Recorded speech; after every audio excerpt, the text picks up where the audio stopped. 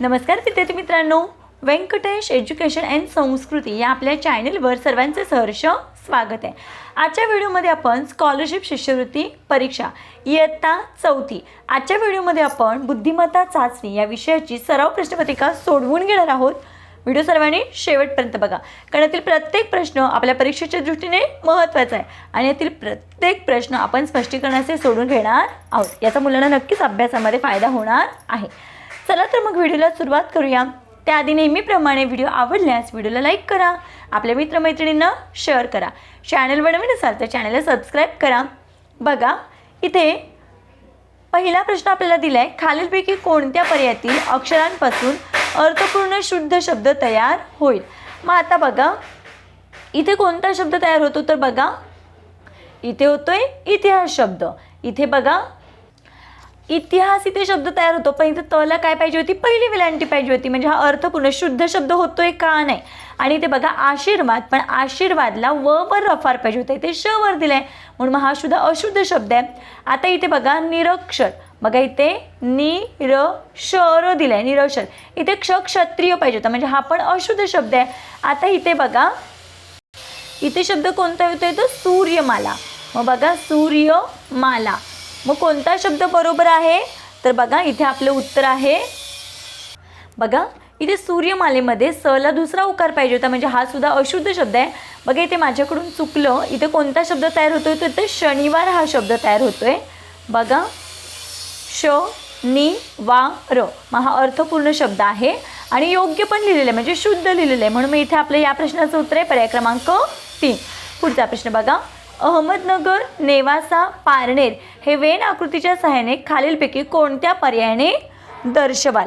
मग बघा इथे योग्य पर्याय आहे पर्याय क्रमांक 1, कारण बघा अहमदनगरमध्ये नेवासा आणि पारनेर हे आहेत, म्हणून मी इथे आपलं उत्तर आहे पर्याय क्रमांक 1। पुढचा प्रश्न बघा, 28 ते 31 साठी सूचना, खालील प्रश्नात गटाशी जुळणारे पद ओळखा। 4, 9, 25, 49 या संख्या बघता क्षणी आपल्याला लगेच लक्षात येते की हे बघा 2 चा वर्ग 4, 3 चा वर्ग 9, 5 चा वर्ग 25 आणि 7 चा वर्ग 49। मग आता या कोणत्या संख्या, तर बघा 2 ही संख्या आहे, म्हणजे या सगळ्या मूळ संख्या आहेत, क्रमागत मूळ संख्या आहेत 2, 3, 5, 7। मग 7च्या नंतरची मूळ संख्या कोणती आहे, तर 11। मग 11चा वर्ग किती आहे, तर 121। मग इथे आपल्या या प्रश्नाचं उत्तर आहे पर्याय क्रमांक 1, 121। पुढचा प्रश्न बघूया। बघ इथे बी असं आहे आणि इथे असं आहे, के उलटा दाखवलाय, म्हणजे इथे आरशातली प्रतिमा दाखवली आहे। आपल्याला माहिती आहे आरशातली प्रतिमा कशी होते, डावी बाजू उजवीकडे आणि उजवी बाजू डावीकडे। मग आता यू हा या पद्धतीनं, मग आता इथे पर्यायामध्ये कोणतं पर्यायातलं लेटर आहे की जे आरशातल्या प्रतिमेतलं आहे। बघा इथे ए हे लेटर या पद्धतीने पाण्यातलं आहे, हे पण पाण्यातलं चिन्ह आहे, कारण वरचा भाग खाली आणि खालचा भाग वर, झेड आहे तसंच दिसते। आणि मग बघा यफ हे लेटर आहे, इथे बघा यफ हे लेटर मात्र कसं आहे, आरशातली प्रतिमा आहे। बघा हे उजवीकडे आहे, तर हे काय झाले, डावीकडे झाले, म्हणून आपलं 29 या प्रश्नाचं उत्तर आहे पर्याय क्रमांक 4। पुढचा प्रश्न बघा, चारा पाणी, पाट पाणी, हवा पाणी हे काय आहेत, जोड शब्द आहेत। मग बघा दूध पाणी, पाऊस पाणी, गोड पाणी, गार पाणी। मग याच्यामध्ये पाऊस पाणी हा शब्द काय आहे, तर जोड शब्द आहे, म्हणून मग इथे आपल्या या प्रश्नाचं उत्तर आहे पर्याय क्रमांक 2। पुढचा प्रश्न बघूया। बघा इथे 4, इथे पण 4, प्रत्येक 1, 2, 3, 4 5 भागांची जी आकृती आहे, म्हणजे पंचकोन असणारी आकृती आहे, त्याच्यामध्ये प्रत्येकामध्ये 4 आकृती आहेत, पण वेगवेगळ्या आहेत प्रत्येक ह्याच्यामध्ये, आहे की नाही। मग आता इथे कोणते येणार बघा, आता बघा इथे बघा हे गुणिले सेम चिन्ह आहेत, फक्त काही 4 आहेत, म्हणून मी इथे उत्तर आहे पर्याय क्रमांक 2। पुढचा प्रश्न बघूया, कोरोनाचा संसर्ग होऊ नये म्हणून कोणती काळजी घ्यावी। नियमितपणे मास्कचा वापर करावा, बरोबर आहे। सॅनिटायझर व साबणाने हात स्वच्छ धुवावेत, ही पण कृती योग्य आहे। खोकताना शिंकताना स्वच्छ रुमालाचा वापर करावा, हे पण योग्य आहे। मग इथे बघा होऊ नये म्हणून काय करायचं, मग हे तीनही पर्याय काय आहेत, योग्य आहेत। मग बघा अ, ब आणि क योग्य, पर्याय क्रमांक 4 हे आपल्या प्रश्नाचं योग्य उत्तर आहे। प्रश्न पुढचा, शरद मोहनपेक्षा लहान आहे, बघा हे या पद्धतीनं आकायचं. इथे नाव लिहून घेऊया. पहिला आहे शरद, दुसरा दिलेला आहे मोहन. शरद मोहनपेक्षा लहान आहे, म्हणजे मोहन शरदपेक्षा कसा आहे, उंच आहे. मग हे या पद्धतीनं दाखवायचं. आता इथे राजेश आणि दीपक. राजेश हा दीपक व संदीप यांच्यापेक्षा मोठा आहे आणि इथे संदीप पण आहे. मग इथे लिहून घेऊया संदीप.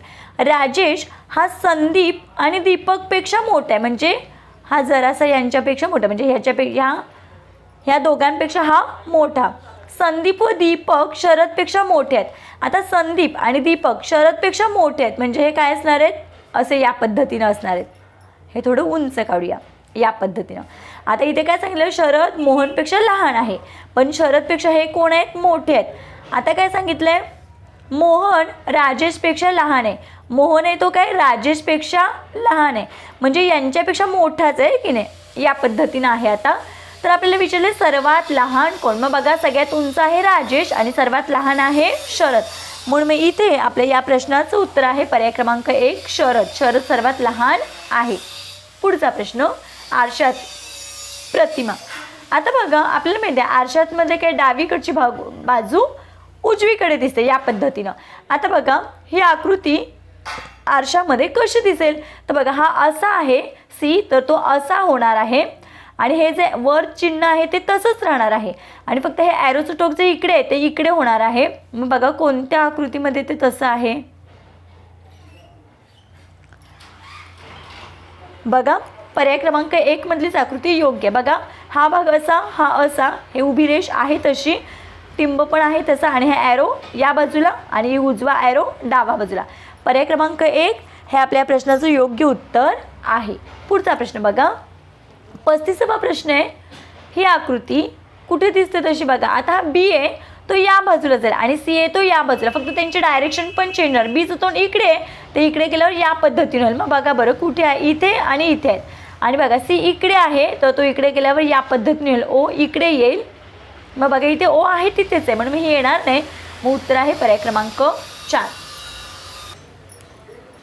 नागपूरला जळगाव म्हटले, जळगावला मुंबई म्हटले, मुंबईला अहमदनगर म्हटले, अहमदनगरला पुणे म्हटले, तर महाराष्ट्राची राजधानी कोणती. मग आपल्याला माहिती आहे महाराष्ट्राची राजधानी आहे मुंबई. बघा इथे बऱ्याच वेळा मुलांचा गोंधळ उडतो.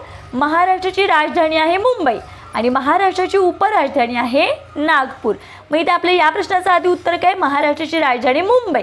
मग मुंबईला काय म्हटलंय, मुंबईला अहमदनगर म्हटले, म्हणून मग इथे आपल्या या प्रश्नाचं उत्तर आहे अहमदनगर. पर्याय क्रमांक 4 हे आपल्या प्रश्नाचं उत्तर आहे.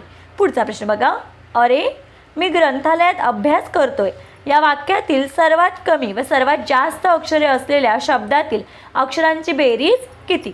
आता सर्वात कमी बघा इथे 1 2 अक्षर आणि इथे एकच आहेत, म्हणजे सर्वात कमी हे अक्षर आहे, एकच अक्षर आहे की नाही.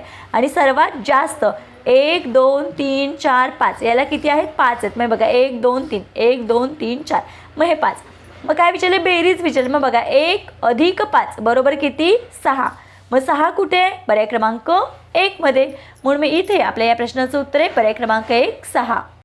पुढचा प्रश्न, प्रश्न क्रमांक 38 व 39 साठी सूचना, खालील संख्या मालिकेत प्रश्नचिन्हाच्या जागी क्रमाने येणारी संख्या पर्यायातून शोधा. इथे बघा 97 89 83 आणि 79. आता या संख्या जर आपण बघितलं तर या सगळ्या काय आहेत, मूळ संख्या आहेत. मग बघा सगळ्यात मोठी म्हणजे उतरता क्रम आहे, मूळ संख्यांचा उतरता क्रम, म्हणजे 97 त्याच्या आधीची संख्या 89, त्याच्या आधीची 83, त्याच्या आधीची 79 आणि मग त्याच्या आधीची मूळ संख्या आहे 73. मग बघा बरं इथे 73 कुठे आहे, पर्याय क्रमांक 1 मध्ये. पुढचा प्रश्न बघूया, 2 3 5 8 प्रश्नचिन्ह 17. आता याही संख्या जर आपण बघितल्या तर बघा याच्यामध्ये आपल्याला बघा यामधला जर आपण फरक काढला, 2 मध्ये 1 मिळवला तर किती येतात, 3 येतात आणि 3 मध्ये अधिक 2 केले तर 5 येतात. 5 मध्ये अधिक 3 मिळवले, 5 अधिक 3 8.